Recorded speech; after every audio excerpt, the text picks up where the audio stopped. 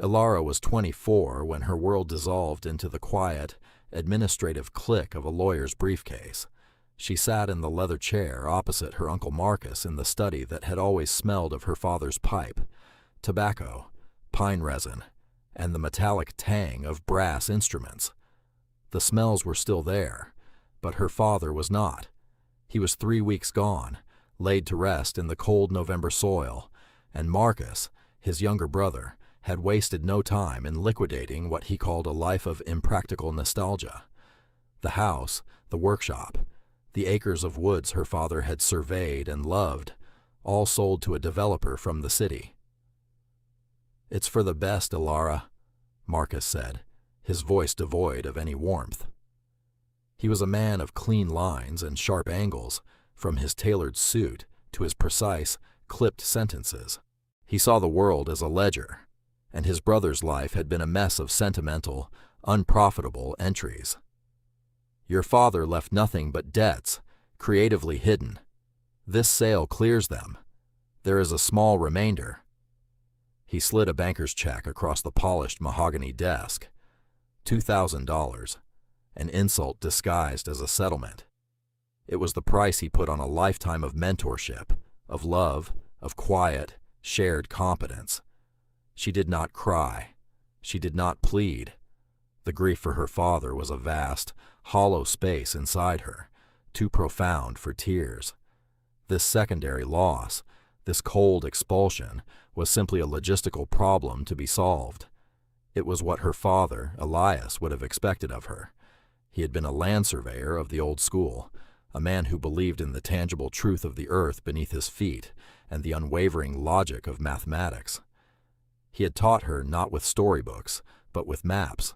He had taught her not with lullabies, but with the quiet hum of a lathe turning a piece of ash wood.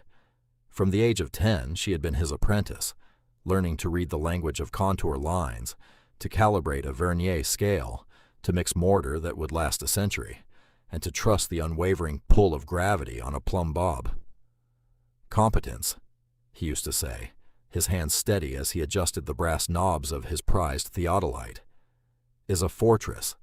It cannot be taken from you. It is the one thing you will ever truly own." Now, that fortress was all she had left. She took the check without a word, her gaze falling upon the one object in the room she would fight for. On its velvet-lined cradle atop a bookshelf sat her father's field theodolite.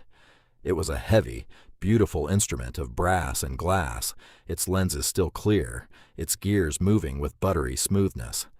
It was a tool of precision, of finding one's place in the world with absolute certainty. It was her father's soul, rendered in metal. "I'll be gone by morning," she said, her voice even. "I am taking the theodolite." Marcus waved a dismissive hand. "That old brass thing? It's worthless. Take it. Consider it a souvenir." He saw a relic. She saw her inheritance. That night, in the hollowed-out shell of her home, she packed. A single canvas satchel held a change of clothes, a whetstone, a small hand ads, a leather-bound journal, and her father's tools, wrapped in oilcloth. As she was about to leave the study for the last time, her eyes fell on her father's worn Bible on the nightstand. It was the one book he read for comfort, not for information. She opened it, not out of piety, but for a final connection. Tucked inside the book of Psalms was a folded, brittle document. It was not scripture. It was a land grant, issued nearly a century ago by the territorial government. The paper was yellowed and the ink faded, but the block lettering was clear. Jacob Hemmings, 160 acres. Below it was a surveyor's description, a series of bearings and distances originating from a landmark called Widow's Peak. She remembered her father talking about it once, a strange story about a surveyor who had vanished into the unclaimed territories, and a grant that was never officially filed with the state, only with the old territorial office. It was considered a historical curiosity, a dead claim on a piece of land so remote and rugged it had never been properly surveyed since. A valley, the story went, that the modern map-makers had simply drawn around. Her father had called it a cartographical ghost, A desperate, fragile idea began to form. It was a foolish, impractical notion, the kind her uncle would scoff at. It was the kind of thing her father would have quietly encouraged. She left before dawn, the heavy satchel and the crated theodolite her only companions. She did not look back at the house that was no longer hers. She walked to the train station and bought a one-way ticket west, as far as the $2,000 would take her. The journey was a blur of rumbling steel and rattling windows, the landscape shifting from gentle hills to the hard, unforgiving spine of the mountains. When the money for the train ran out, she bought a tired old horse and a sack of oats and continued on. She traveled for 3 weeks, sleeping under the stars, the cold air a clean, sharp shock after the stale grief of the past month. The physical hardship was a balm, the simple, honest ache of her muscles a welcome distraction from the ache in her heart. Her destination was the county seat of Blackwood County, a dusty, wind-scoured town that was little more than a wide spot in a dirt road. It was the last outpost of bureaucracy before the wilderness swallowed the map. The county clerk's office smelled of dry dust and brittle paper. The clerk himself, a man named Hemlock with a perpetually skeptical expression, looked at the ancient land grant she laid on his counter as if she had handed him a dead snake. "Well, I'll be," he wheezed, adjusting his spectacles. "The old Hemmings grant. Jacob's Folly. We haven't seen this in 50 years. You know it's worthless, right, miss?" "Is the claim still valid?" Alara asked, her voice quiet. "Technically," he admitted, tapping a long, stained finger on the document. "The territorial grants were honored by the state, provided they were filed. This one was filed, but the land was never proven, never improved. Jacob Hemmings went up there in 1888 and was never heard from again. The valley's got a bad name. Cursed, some say. Impossible to farm, harder to log. The land's so folded in on itself, no proper survey's ever been done. It's a box canyon with a bad attitude." "I would like to file my claim on it," she said. Hemlock stared at her, then let out a short, barking laugh. "Your claim? This is made out to a Jacob Hemmings. It was never patented to him. It's an open claim. I'm claiming it now." She had read the territorial laws in a dusty law library in the last town she'd passed through. The grant was for the land, to be bestowed upon the person who could prove it by occupying and improving it. The clerk sighed, the humor draining from his face, replaced by a kind of weary pity. "Look, miss, there's nothing there but rocks and ghosts. But if you're determined to throw your money away, there are back taxes, decades of them, and filing fees, survey registration fees. It'll cost you." He scribbled on a notepad. $1,700. It was almost everything she had left. It was a gamble of breathtaking stupidity or profound faith. She pushed the remainder of her uncle's severance money across the counter. "I'll take it." Hemlock shook his head, stamped the grant with a series of loud, final-sounding thuds, and handed her a fresh deed. "It's your folly now," he said, not unkindly. "The valley is about a 2-day ride north of here. Follow the old logging trace past Widow's Peak. You can't miss the entrance. Most people do." The journey from the town was a descent into a deeper, more ancient silence. The logging trace dwindled to a game trail, and the mountains closed in. She found Widow's Peak, a stark granite tor that clawed at the sky, just as her father's old maps had shown. From there she dismounted, uncrated the theodolite, and set it on its tripod. For the first time in a month, she felt a flicker of her old self. With practiced hands, she leveled the instrument, sighted on the peak, and consulted the bearings on the old grant. The world resolved itself into the familiar, comforting language of degrees and minutes. The entrance to the valley was not a grand opening, but a subtle fold in the rock, a narrow passage hidden by a stand of ancient, gnarled pines, just as the clerk had said. She led her horse through the passage, and the world changed. The wind died. The air grew still and smelled of damp earth and something else, something green and wild. The passage opened into a valley that was both smaller and grander than she had imagined. It was a perfect bowl, perhaps 2 miles long and a mile wide, walled in on all sides by sheer cliffs of gray stone. A creek, crystal clear, bisected the valley floor, which was a meadow of knee-high grass, dotted with groves of aspen and pine. It was isolated, protected, a world unto itself, and in the center of it, nestled against the northern cliff face, was a ruin. Her heart sank. Hemlock's words echoed in her mind. Nothing but rocks and ghosts. What she'd imagined as a rustic cabin was a collapsed structure of stone and timber. The roof was gone. The great central beam snapped and lying in a tangle of rotten wood. One of the 4 stone walls had crumbled into a scree slope.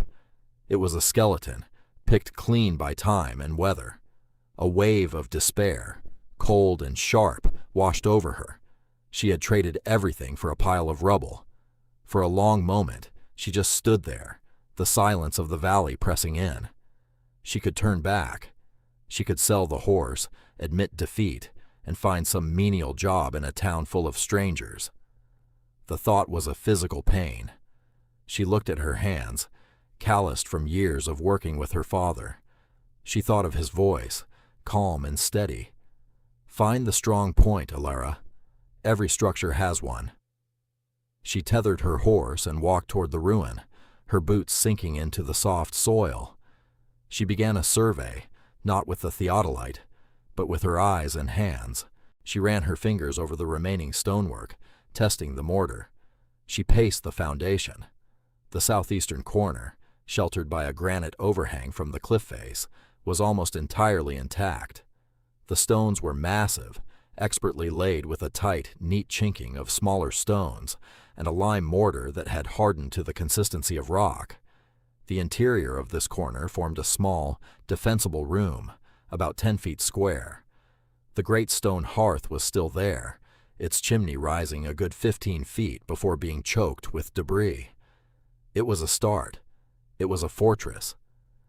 She spent the rest of the day clearing the rubble from that corner room. It was brutal, back-breaking work. She used the horse to drag away the fallen main beam, her muscles screaming in protest. With her hands and a small shovel from her pack, she cleared the floor of rotten wood, dirt, and nests. By dusk, she had a space with 3 solid walls and a roof open to the sky. She used a heavy canvas tarp from her pack to create a makeshift ceiling, anchoring it to the top of the walls with stones. She swept the flagstone floor with a pine bough, the whisking sound loud in the immense quiet. That night, she built a fire in the great hearth. It took hours to clear the lower flue of bird nests and debris, but finally it drew. The flames caught, a small, brave flicker of orange against the oppressive dark. The smoke billowed, then found its path, streaming up the ancient chimney into the night sky. The warmth pushed back the cold, creating a small bubble of civilization in the heart of the wilderness. Exhausted, covered in dirt and splinters, she sat on the stone floor, eating a piece of dry bread and watching the flames dance. She was alone, destitute, and surrounded by ruin, but for the first time since her father's death, the hollow space inside her felt a little less vast. She had a purpose. The work was honest. The stone was true. The next few weeks were a blur of methodical labor. Her life shrank to a series of simple, essential tasks. She rose with the sun, her body a symphony of aches. She repaired the most immediate things first. Using her adze, she fashioned a crude but sturdy door from the salvageable timber of the collapsed roof. She re-chinked the mortar in her small room, mixing clay from the creek bank with dried grass. She explored the valley, discovering a spring of fresh water, patches of wild berries, and signs of deer and rabbit. She was not just a builder, she was a survivor. One afternoon, while thoroughly cleaning the hearth, she discovered the anomaly. She was scraping away a century of soot and grime from the firebox when her fingers brushed against a stone that felt different. It was at the back, just to the left of center. All the other stones were rough-hewn granite, but this one was smoother, a piece of soapstone, and the mortar line around it was finer, a different color. It was not loose. It was set perfectly. Too perfectly. Her father's lessons came back to her. Look for the thing that doesn't belong. The exception proves the rule. She tapped it with the handle of her odds. The sound was subtly different, a hollow resonance that the other stones lacked. Her heart began to beat a little faster. This was not an accident. This was a design.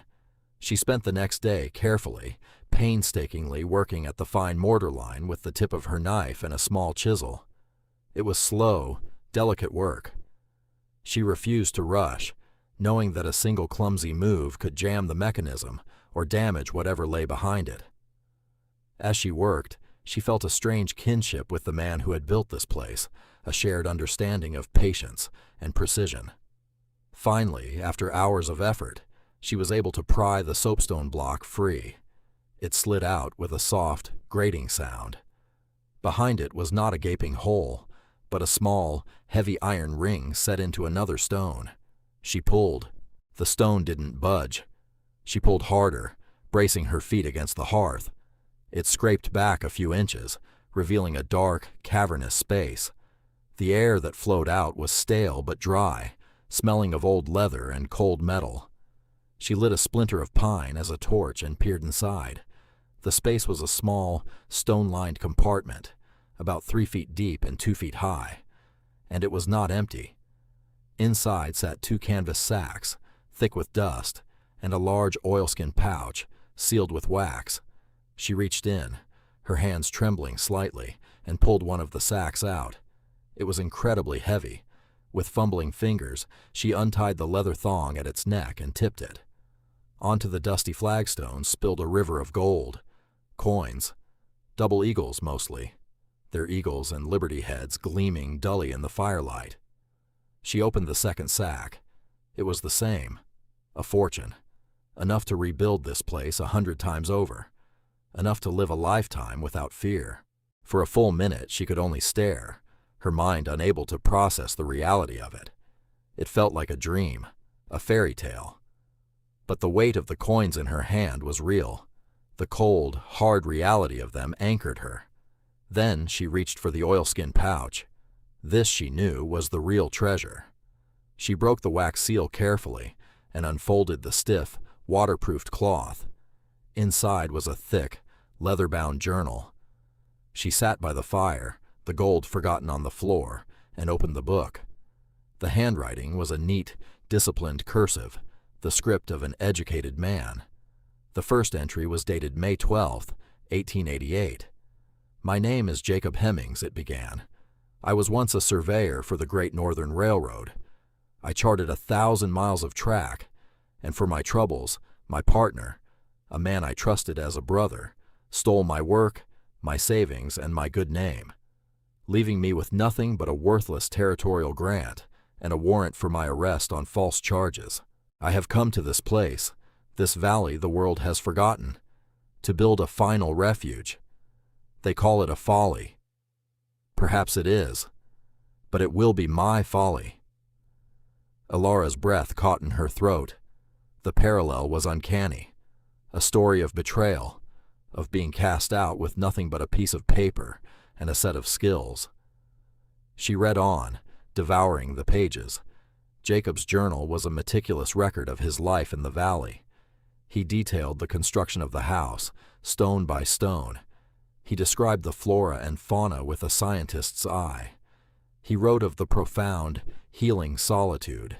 He had built this place not as a simple cabin, but as a fortress, a small, self-sufficient citadel against a world that had wronged him. The gold, he explained, was his share from a rich strike he and his partner had made years before the betrayal.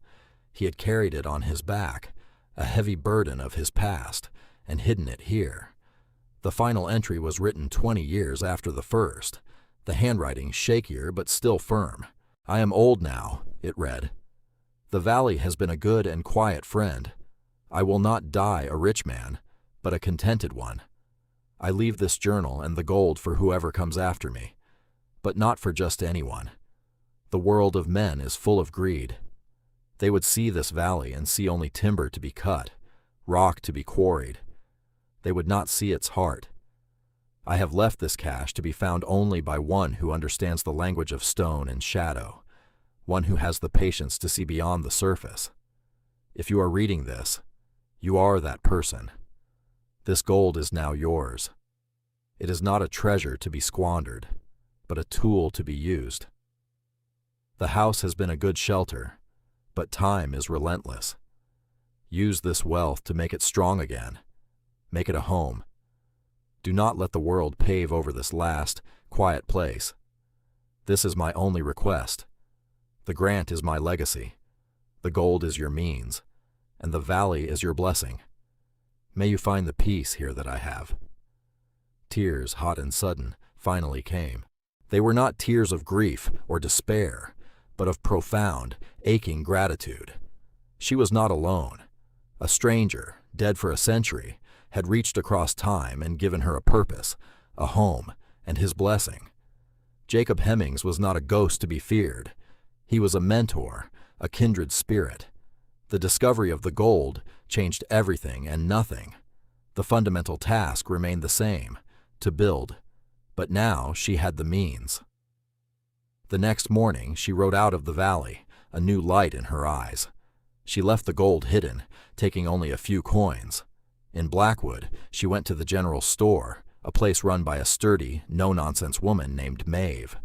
Alara laid out a list: bags of lime, sand, a good crosscut saw, a set of chisels, nails, rope, sacks of flour and beans, and a young, strong draft horse.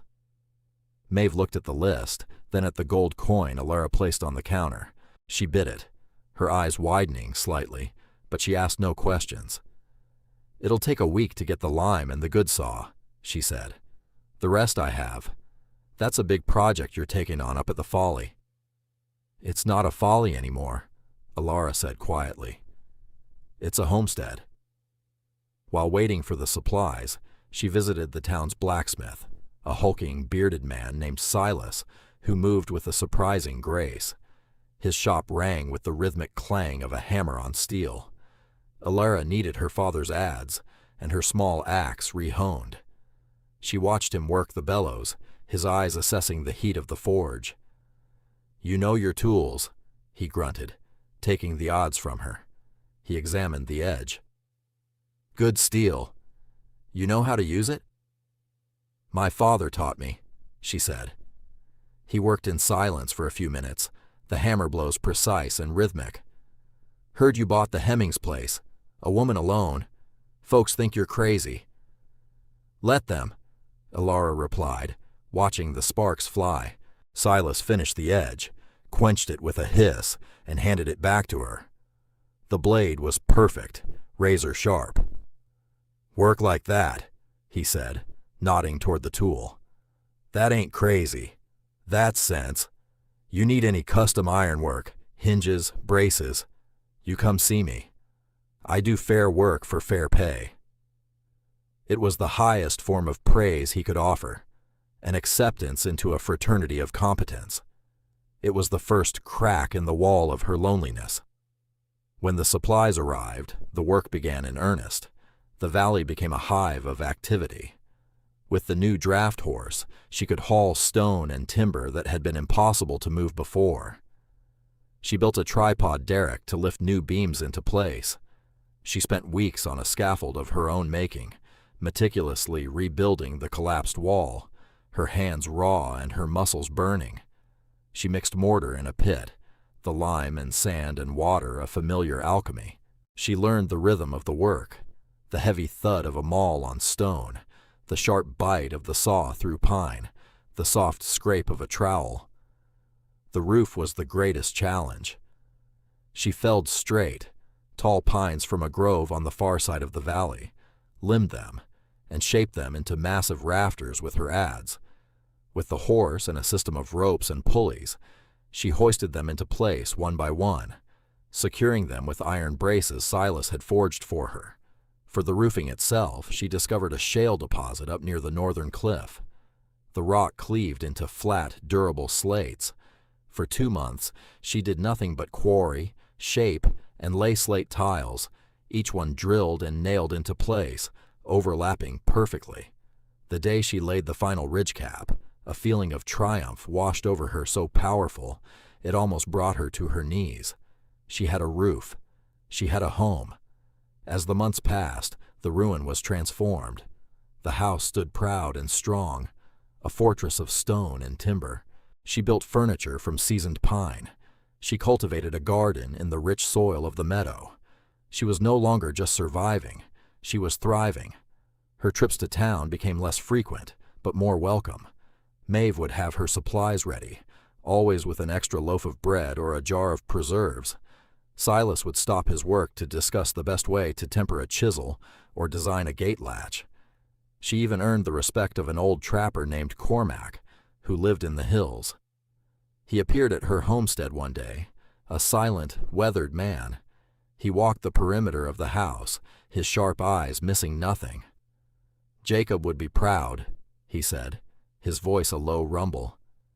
"He was a good man. The valley chose right with you." Cormac became a sporadic visitor, sharing his knowledge of the mountains and stories of Jacob, whom he had known as a boy. One day, Mr. Hemlock, the county clerk, rode out to the valley, his curiosity having gotten the better of him. He trotted his horse through the narrow pass and stopped dead, his mouth agape. Before him stood not a pile of rubble, but a handsome, formidable stone house, smoke curling lazily from its chimney, a tended garden beside it. Alara was splitting firewood near the door, the movements of the axe clean and efficient. She saw him and paused, resting the axe on the chopping block. She didn't smile or gloat. She simply waited. Hemlock dismounted, looking abashed. He walked up to the house, running a hand over the new wall, the stonework solid and true. I was wrong," he stammered. This is incredible. What you've done here." "It's a good piece of land," Alara said simply. The dismissal of an antagonist was not a loud affair, but a quiet, irrefutable demonstration of success. Hemlock left humbled, and the story of Jacob's folly being transformed spread through the county, silencing the whispers and mockery. The true test came with the first snow of her second winter. It was not a gentle dusting, but a furious blizzard that descended from the north with shocking speed. The wind howled through the valley pass, and the snow piled in immense drifts. Her house, her fortress, barely trembled. The fire roared in the hearth, the stone walls held the warmth, and she was safe and secure with a larder full of food. 2 days into the storm, there was a desperate pounding on her heavy door. It was Silas, his face rimmed with ice, half frozen. "The Miller family," he gasped, stumbling inside toward the fire. "New homesteaders. They tried to cross the high pass before the storm hit. Their wagons broke. They're trapped up there. Me and Cormac are going after them, but the trail is gone. We can't find the way in this whiteout." Alara didn't hesitate. She pulled out Jacob's journal and her father's maps. Jacob had surveyed every inch of this territory. Cross-referencing his notes with her father's topographical knowledge, she traced a path, not the main trail, but a sheltered game path that ran along the base of a ridge, protected from the worst of the wind and drifts. "Here," she said, pointing. "This is the way." She did not just provide the map. She bundled up in furs, grabbed a lantern and rope, and went with them. She led the way, her father's compass in hand, navigating through the blinding snow with a certainty that awed the 2 hardened mountain men. They found the Millers huddled under their broken wagon, close to freezing. They brought the family, a man, his wife, and 2 small children, back to Alara's homestead. For 4 days, her house was a refuge. It was filled with the sounds of children's laughter, the smell of stew, and the quiet gratitude of the rescued family. Her solitary fortress had become a sanctuary. She was no longer an outcast or a hermit. She was a pillar of the small, scattered community. her competence a source of salvation, not just for herself, but for others. When spring finally returned to the valley, it was to a world remade. The Millers were settled on a nearby plot, with Silas helping them build their cabin. Cormac visited more often, bringing news and sharing stories. Maeve's supply wagon became a regular sight. Alara had found more than just shelter. She had found a community, built not on social niceties, but on a foundation of mutual, practical respect. One warm evening, she stood on the porch she had built, looking out over her valley. The sun was setting, painting the cliffs in hues of orange and purple. The creek murmured, and the scent of wild roses filled the air. On the stone mantelpiece inside, her father's brass theodolite stood at one end. At the other sat a small, intricately carved wooden bird, a keepsake she had found mentioned in Jacob's journal, and later uncovered in a small box at the back of his hidden cache. The two objects, one a tool of scientific precision, the other a thing of simple, solitary beauty, represented the two inheritances that had saved her. Her uncle had given her $2,000 and called it a settlement. With it, she had bought a pile of rocks and a ghost story. She had been cast out with nothing, but her father had given her everything that mattered: the skill to build, the patience to endure, and the wisdom to see value where others saw none. Jacob Hemmings had given her the means and the blessing to put those skills to use. The $1,700 filing fee, the money the clerk had been so sure she was wasting, was the best money she had ever spent. It had not bought her a piece of land. It had bought her a world. It had bought her peace. It had brought her home.